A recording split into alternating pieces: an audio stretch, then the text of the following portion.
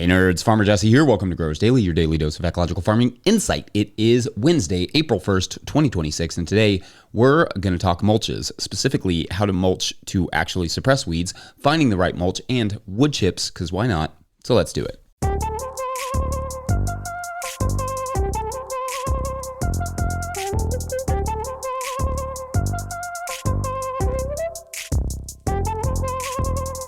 All right, happy Wednesday, everyone. I hope you all are doing well and feeling well this fine first day of April. Look at that. March was over in a flash, but I guess when you name a month after a rigid form of walking, that's going to happen. So touche. It's been nice here weather-wise, t-shirt weather, but windy. Windy is just what the spring is to me, 30-mile-per-hour wind gusts, just because. And it's basically every day. I had a good morning of work yesterday, though, and have finally started to mulch the potatoes with some of the leaves that we have left over from the fall. I doubt I'm going to be able to, stretch my remaining leaf pile all the way. So I may just have to get creative there, which makes sense. That is kind of the name of the game this year for us, getting creative with our soil health and trying to figure out what more I can do with the resources that I have locally. Now, the leaves will not be a perfect mulch here. I had to kind of spread them pretty thin, and I will likely have to cultivate still, or at least pull some weeds. But if they can hold in some of the moisture and block a handful of weeds in the process, that would be mighty kind of them. Before I started doing that, though, I also did a really good cultivation just around the potatoes, just to ensure the weeds would be as much of a non-issue as possible under the, that thinner mulch. In fact, we got a question recently from Patreon member Matias Silva, who asked about how to manage weeds after you apply mulch, and if there's a lot of hand weeding is still part of the process. And the answer is that it depends. It depends on what type of mulch you're using, but in general, there shouldn't be a lot of hand weeding if you prepared the soil right and or you mulched it thick enough. In terms of soil preparation, if it's iffy, there's still a risk of weeds poking through, a heavy density of your mulch, a really thick layer, is going to be key there. Just go thick if you have to. However, the thicker you go, this is important to keep in mind, it will make things like planting or bulb crops, trying to poke through the mulch more difficult. So ideally, you deal with the weeds first and then you mulch so you don't have to go so thick and spend so much money on mulch, because in an ideal world, we'd have everything just mulched with a beautiful compost, but you'd never make money on that. Genuinely would lose money. It would be beautiful. There would be no weeds, but you'd lose money if you bought the highest end quality compost. Now, if the mulch contains weed seeds, you will also have to go pretty densely. Hay, for instance, if you have any intention of using that particular mulch, you will have to put it down relatively thick to avoid any weed seeds from germinating either in the soil underneath of the mulch or in the mulch itself, which is always fun. That's a fun trick mulch can pull. The thicker the mulch, the longer it will last on the soil surface as well. So for, say, peppers, in a warm, wet climate where the mulch will more readily decompose, but the peppers will be in the ground for 5 or more months, you want to make sure to pack the mulch on there pretty well, so it's thick enough to avoid weeds coming through later in the season as the mulch decomposes, which will also, as a bonus, mean more nutrients for the peppers, just because as it decomposes, it turns into more nutrients and carbon, stuff for the soil like that.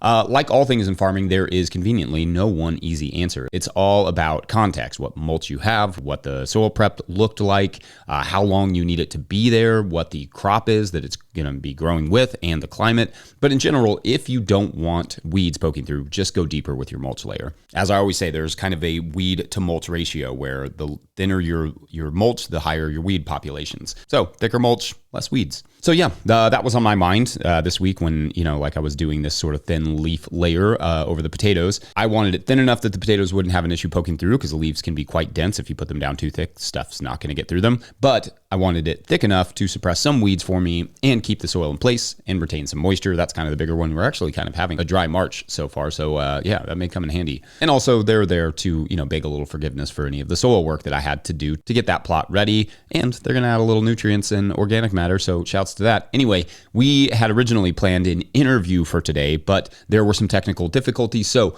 we'll have to postpone that for at least a week, probably 2 weeks, because I think I'm going to go live from next week. We'll see about that, which is fine too. But that means today we're going to call a last second audible on the show and do a bit of a compilation episode again. And this time we're going to triple it up on the mulch topic and join old me to discuss a bit. He's back there to discuss a bit about selecting the right mulch. Before that, though, I just want to say that I am really, really enjoying the commentary about yesterday's Was Farming the Biggest Mistake in History segment. That is the comment section is very fun. As always, such smart listeners to the show. Also, shouts to the listener/viewer contributions for your 20-second farm videos. Those have been very cool. And you can always feel free to send your 20-second farm video clips to farmermike@no-tillgrowers.com. Just upload it to Dropbox or Drive and share it with Mike. Anyway, right, yes, mulchy stuff, BRB. Hey nerds, Corbett Ravenscraft Farms here in Cottage Grove, Oregon, zone 8B/9A. This is one of my 2 lease plots, 10 raised garden beds of softneck garlic. This variety is called Inchellium Red. And this is my plot about 40 minutes north. We got 6 rows of garlic out here. 4.5 is Music, hardneck variety. And then the other row and a half is some bonus Inchellium Red that was gifted to me by Oak Song Farm in Eugene. Shout out them. And then we have my next expansion plot over here for next year. Definitely looking forward to the future, guys. Have a great day. Today's episode is brought to you by Rimmel Greenhouses. Whether it's tomatoes to market, flowers in the spring, or your family's harvest, growing in a greenhouse protected from the weather provides the right environment that you need for a harvest that you can count on. Rimmel Greenhouses are designed for durability and offer the quality that you need to grow productively year-round. Visit rimmelgreenhouses.com to get a quote today. If I may editorialize for a second, I own a Rimmel tunnel. I love it. We built it ourselves, and I really appreciated the quality of the tunnel as well as the customer service we received in the process. So make sure to check them out. All right, so today I want to start a little bit of a mulch series. We talked a couple weeks ago about the importance of keeping the soil covered as much as possible, but one of the things I've said for many years is that you can't just like make recommendations like that without the how. So often when I was, coming up in this business, a phrase I don't think I've ever actually used for farming, but when we were coming up in this industry, I felt like there was a lot of philosophical guidance, like don't disturb the soil or use cover crops, but an insufficient amount of information about what the heck that even looks like. No one was telling us how to do it. Over the next couple or possibly next few weeks, we're going to talk about different mulches and the how in their implementation and employment. Not just how to use them, I guess, but also how to find them, what to look for, what to ask the seller, because yes, mulches can be great for your gardens, but use the wrong mulch in the wrong situation and you could wind up with contamination from seeds or chemicals or plastic or just really cold soil that's not very helpful to you. So today we'll talk about how to identify the mulches that you have available to you. This is important because you may have locally available mulches that I don't have access to where you are, wherever it is that you're located, or you may have mulches you can't even really use. So let's kick off this mulch series with exactly that, identifying your mulch options. First, there are several places/resources where you can figure out what is around locally. I recommend just reaching out to your local extension office to start and seeing if anyone they know is selling hay, straw, manure, or compost. Sometimes they may know someone who has a lot of straw, or sometimes the FSA employee themselves or the extension agent or whoever produces their own mulch. This is a great place to start, especially if you are new to an area. Also, Craigslist and Facebook Marketplace can be additional resources for just seeing what people have available. I mean, I'm assuming that I haven't been on Facebook in a while, but there are brokers and sellers and retailers out there as well who sell mulch, but the ideal thing, in my opinion, is to buy it directly from the farmer themselves, because that's when you can ask like pertinent questions about what the mulch might contain. If you tell a hay producer, for instance, that you are looking for a hay for a garden and you don't want to use it if it's been sprayed with a broadleaf herbicide, most farmers are going to be upfront with you about if they did or did not use that, like any sort of broadleaf herbicide, because one, they want future business, and two, most farmers are just decent folks. Like they're not going to lie to you just to get, like $100 sale. I've had farmers straight up tell me they didn't want to sell me a product just out of fear that there may be some herbicide contamination, even though they felt like it was unlikely based on what they sprayed in the field. You may still decide you want to buy it. Just maybe they sprayed a pre-emergent or something and you're like, okay, well, that's not too bad. But it is good to ask them. Same for straw. If you find a source, you can ask them if they desiccated the crop for termination with an herbicide or if anything was sprayed post-emergent. Sometimes growers will spray a pre-emergent herbicide, like I said, which is not going to be as potent on the hay or straw as an herbicide sprayed later in the season directly onto what they will be harvesting. They may also be able to tell you if there was like Johnson grass in the field or, pigweed or whatever when they were harvesting, or Canadian thistle or what, any of those sort of noxious weeds. Different areas will have different hay, straw, and manure options. Some areas may have rice straw, some barley, some wheat. Others might even have, like marsh hay, which may be ideal since the weeds that grow in salt marshes require salt to germinate. So it's essentially, like weed seed free to an extent. Of course, speaking of weed seeds, you can ask the farmers how clean the harvest was on, like things like straw, and if they would be concerned with weed seeds from that grain being contained in the straw itself too much. Some weed seeds from wheat or whatever are almost inevitable. You just don't want to plant a stand of wheat wherever you mulch if you can help it. Then, of course, there are other mulches out there, such as leaves. Leaves are not my favorite solo mulch. We're going to talk more about them tomorrow, but they're not my favorite solo mulch, as because we do a lot of lettuce mixes, and as much as the soil loves leaves love lettuce mixes, but they can be great for around crops they can't contaminate so much, such as like peppers and tomatoes and longer season stuff. Sometimes just driving around looking for leaves or leaf bags piled on the side of the road is adequate, but again, more on leaves tomorrow. Sometimes just checking in with your local waste management office for mulches, you can become a drop point for leaves or wood chips or whatever, so they don't have to pay the tipping fee at the dump. Same with arborists, with their wood chips, they may be able to bring those straight to you, and they may prefer that. Now, in terms of a mulch, we'll talk more individually about these as we go along, but I don't really love fresh wood chips so much, but year-old wood chips, partially decomposed, can make a great mulch around those same bigger crops like tomatoes, or if you have a lot of compost, a thick layer of compost and then a thin layer of partially decomposed wood chips can combo up nicely. Or I think I've mentioned this one before, but I know for at least a little while that local harvest farm in Western Canada was piling chicken manure on wood chips for new beds and allowing that to break down for a while until it was basically like plantable as a passive, like bed prep technique. That's not a bad idea for utilizing two raw but somewhat potent ingredients to chill each other out a little bit and create a plantable bed surface. Also, hit up the farmers market and just see what you can find out from your local farmers in terms of what's available as mulches for them. I'm not a big fan of getting mulch materials from the dump because you have no idea what's in it, but I've been to the dump many times and just scooped up truckloads of fresh wood chips that I could tell were fresh for free. For wood chips, which I do like to have around perennial plantings more so than annuals, I have chased down many a wood chipper in my day. I will be late for a meeting or whatever if it means catching an arborist pumping gas. I'm not a big hustle culture guy, except when it comes to wood chips. On the grind for wood chips, for sure. In that way, you can also hit up the yellow pages, which I think we call Google now, and search for local arborists, give them a shout. Heck, they may even have piles of decomposed wood chips to offer you for free, which may or may not be worth it. But it's worth checking out. Sometimes on places like Craigslist, you will also find people selling aged horse manure and such. Yes, there is some risk there with, persistent herbicides and the like, but if you can haul it and then compost it properly, a lot of that risk will dissipate. Today's episode is brought to you by Grown By.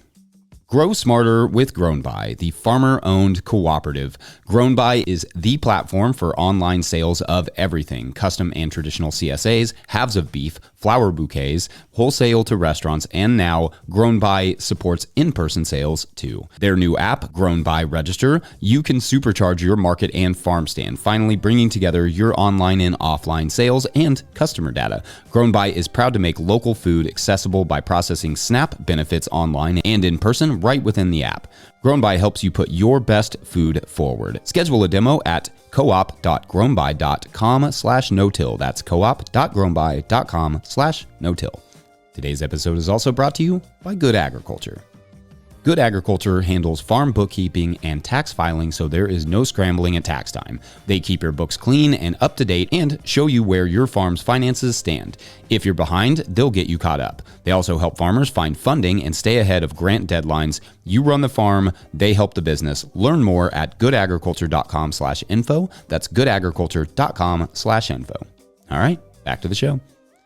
All right, so for the final segment, we're going to take a question from our dear friend and Patreon member, Nate Merkel, who writes, quote, I'd love to hear your thoughts looking into wood chip science specifically. To what degree does nitrogen really get temporarily tied up?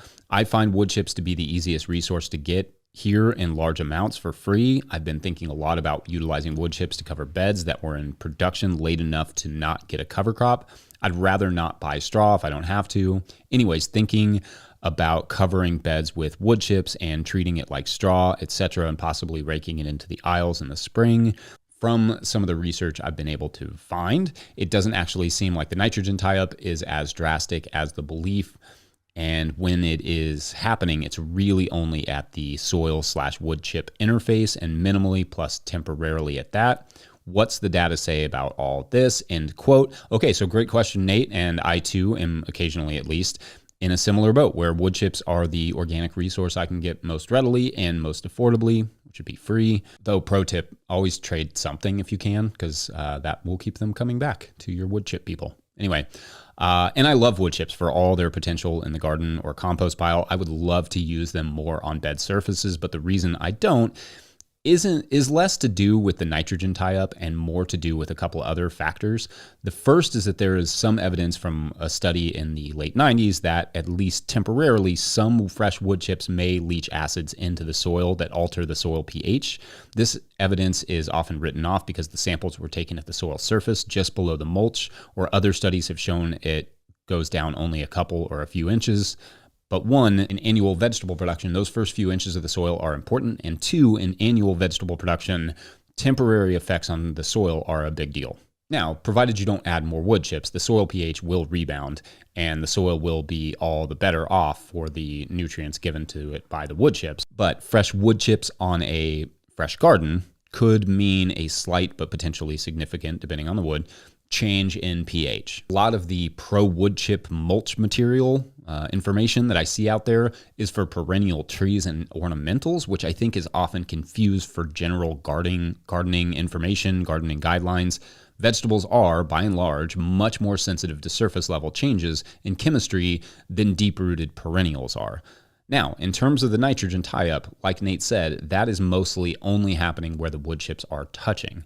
That's why you definitely don't want to work them into the soil you hope to use anytime soon, because then every part of that wood chip is tying up nitrogen, right? Because it's all about surface area instead of it's just that little bit that's touching the soil surface, like if you use it like a mulch. Again, shallow-rooted crops may be affected by that tie-up more than deeper-rooted crops. To the question of how long the nitrogen tie-up will last, that's a toughie only because it depends on moisture, temperature, and if we're talking about partially decomposed wood chips or versus fresh ones, etc. Now, nitrogen is often a reason why you see folks who use the quote-unquote back to Eden method often laying down a thick layer of compost before the mulch, before the kind of mulch layer of wood chips.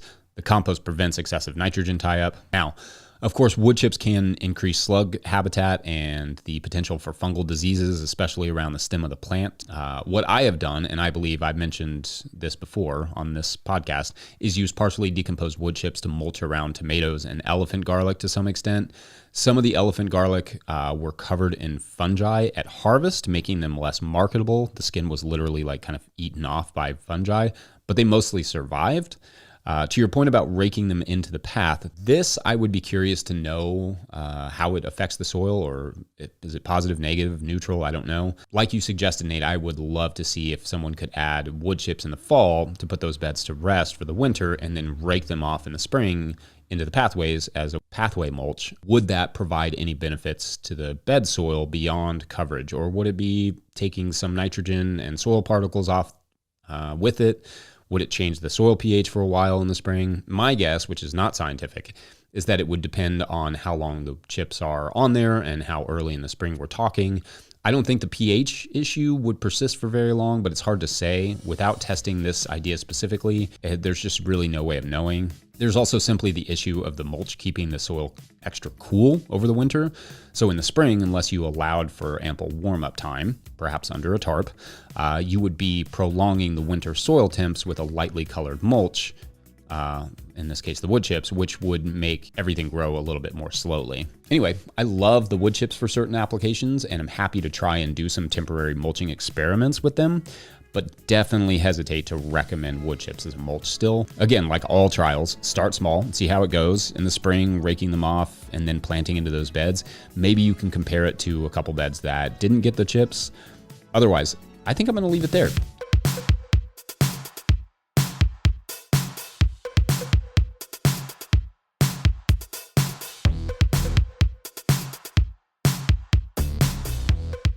All right, that's it for this little compilation hybrid episode.